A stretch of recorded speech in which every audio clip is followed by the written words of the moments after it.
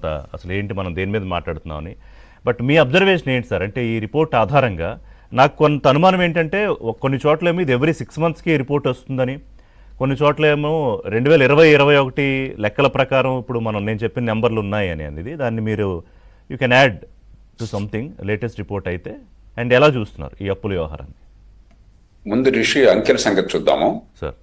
మీరు చెప్పినట్టుగా మీరు ఇచ్చిన వివరాలు పత్రికల్లో వచ్చినాయి. 2020-21 సంవత్సరంలో మీకు 21-22 సంవత్సరంలో అనుకుంటాం, మీకు నేషనల్ శాంపుల్ సర్వే 78వ రౌండ్ అంట 2,56,000 కుటుంబాలను సర్వే చేశారు.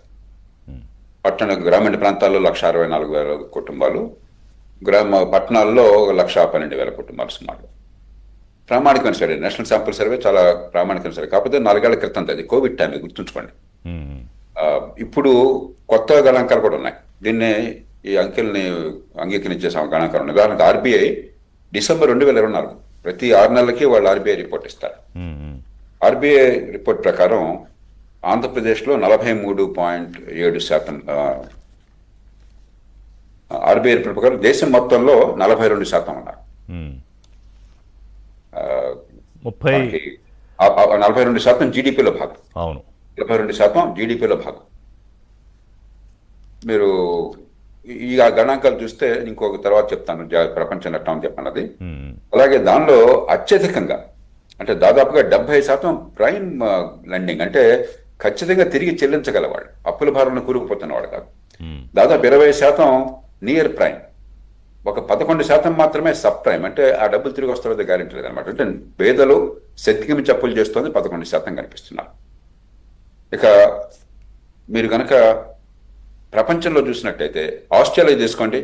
ఆస్ట్రేలియాలో జాతీయ ఆదాయం జీడిపి అంటాం, దానికంటే ఎక్కువ అప్పులు ఉన్నాయి, వ్యక్తుల అప్పులు 112%. అంటే 100 రూపాయలు సంవత్సరంలో కనుక తలసరి మీకు కనుక జాతీయ ఆదాయం ఉంటే మీ ఆదాయం కంటే సంవత్సర ఆదాయం కంటే అప్పు ఎక్కువ ఉంది ఆస్ట్రేలియాలో.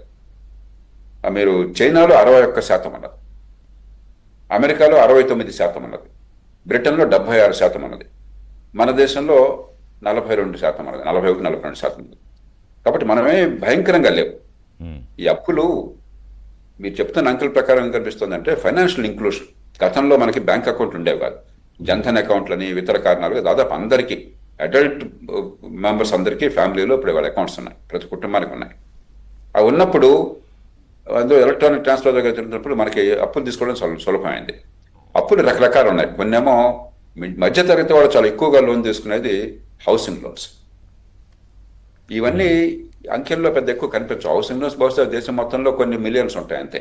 అవును, అత్యధికంగా ఈ అంకెలు ఏంటంటే ఈ 78వ సర్వేలో ఏం చెప్పారంటే 500 రూపాయలు కనుక మీరు ఇవాళ బకాయి ఉన్నట్టయితే మీకు అప్పు ఉన్నట్లు లెక్క. ఈ అంకెలన్నీ కూడా 500 రూపాయల కంటే ఎక్కువ బకాయి అన్నాడు ఉన్నాడు. 100కి 90 వీటిలో 500 రూపాయలు బకాయి ఉన్న వాళ్ళు క్రెడిట్ కార్డు, చిన్న చిన్న మొత్తాలు. మళ్ళీ చెల్లించేప్పుడు బకాయి ఉంటాం కదా ఆ టైంలో. ఎనీ మూమెంట్ చాలా మంది క్రెడిట్ కార్డులు, మీకు నాకు కూడా క్రెడిట్ కార్డు పడితే బకాయిలు ఉంటాయి. కాబట్టి ఇది భయంకరమైంది కాదు. దానికంటే మనం చూడాల్సింది ఏంటంటే అప్పులు ఏ రూపంలో చేస్తున్నాం. మనం గనక ఇల్లు కొనడం కోసం అప్పు చేశారనుకోండి, ఈ మధ్యకాలంలో ఇళ్ల కోసం విరివిగా అప్పులు జరుగుతున్నాయి. ఫ్లాట్స్ కానీ మరొకటి కానీ పట్టణ ప్రాంతాల్లో చాలా తేలిక చేస్తున్నారు. ఎందుకంటే ఆస్తిని మార్గేజ్ చేస్తున్నారు, తనఖా పెడుతున్నారు.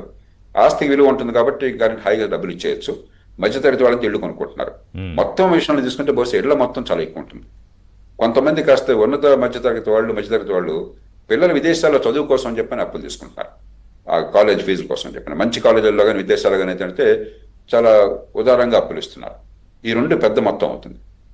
ఎక్కడ సమస్య వస్తుందంటే ఆరోగ్యం కోసం చేసే అప్పులు. దేశంలో గ్రామీణ ప్రాంతాల్లో అప్పుల పాలయ్యే వాళ్ళలో 100కి 25 మంది అనారోగ్య కారణంగా, ఆరోగ్య ఖర్చుల కారణంగా అప్పులు పాలవుతున్నారు. అది బాధాకరం. అంకెలు మనకు తెలియవు. 25% అప్పుల్లో కూరిపోతున్నారని మనకు తెలుసు. హాస్పిటల్కి ఎత్తున్న వాళ్ళు 25% అప్పులు కూరిపోతున్నారు ఈ దేశంలో. మొత్తం దేశంలో ఎంతమంది ఉన్నారు అవన్నీ కొంచెం లోతు గణాంకాలు వెళ్ళాలి. కానీ పెద్ద ఎత్తున కుటుంబాలు నాశనం చేస్తోంది ఆసుపత్రి ఖర్చులు. ఇది ప్రభుత్వం పట్టించుకోవాలి. కేవలం ప్రభుత్వ వైఫల్యం వల్ల పేదల మీద ఆసుపత్రి ఖర్చుల భారం పడుతుంది. అట్లాగే సమాజం చేస్తున్న పొరపాటు ఏమిటి? పెళ్లిళ్ల ఖర్చులు మధ్యతరగతి కుటుంబాలు, పేద కుటుంబాల మీద కూడా విపరీతంగా నడ్డి విడిచేస్తుంది. ఇంత అంత కదా. సామాన్య కుటుంబాలు సైతం 4-5 లక్షల రూపాయలు, అంటే నిరుపేద కుటుంబాలు సైతం పాపం నెలకు 15-20 వేలు ఆదాయం వచ్చేవాళ్ళు కూడా 4-5 లక్షల రూపాయలు ఖర్చు పెట్టడం మామూలు అయిపోతుంది. మనం ఖర్చు పెట్టకపోతే వాళ్ళు ఏమనుకుంటారు, పెద్ద విందు భోజనం పెట్టాలి ఈ రకమైన ఆలోచనలతో. డబ్బున్న వాళ్ళు ఖర్చు పెట్టుకుంటే వాళ్ళ ఇష్టం, అది మూర్ఖత్వమైనా కూడా వాళ్ళ ఇష్టం. కానీ పేదలు మధ్యతరగతి వాళ్ళని అడిగిపోతున్నారు. ఇక కన్జ్యూమర్ గూడ్స్ విషయంలో ఈఎంఐలు, కారు లోన్స్ ఉన్నాయి, ఈఎంఐలు వచ్చినాయి. నా దృష్టిలో కారు లోన్స్ ఎక్కువగా ఉండటం ఆర్థిక వ్యవస్థ బాగుంది అనుకుంటున్నాం, కానీ నేను దానికి వ్యతిరేకం. ఎందుకంటే పబ్లిక్ ట్రాన్స్పోర్ట్ పెంచాలి కానీ కారు అయితే జేపీ గారి సెక్టర్ వైజ్ మాట్లాడదాం. సో ఓవరాల్గా మీరు చెప్పిన దాంట్లో నాకు అర్థమైంది ఏంటంటే, ఈ అప్పులు తిరిగి చెల్లించే వాళ్ళ శాతం ఎక్కువగా ఉండడం వల్ల ఇదేదో పెద్ద భయంకరమైన ఇబ్బందుల్లోకి నెట్టేస్తుంది అనుకోవడానికి అనుకోక్కర్లేదు అనేది. సో పుల్లారావు గారు, మీ వర్షన్ అంటే ఓకే, అలా చూసుకున్న తెలుగు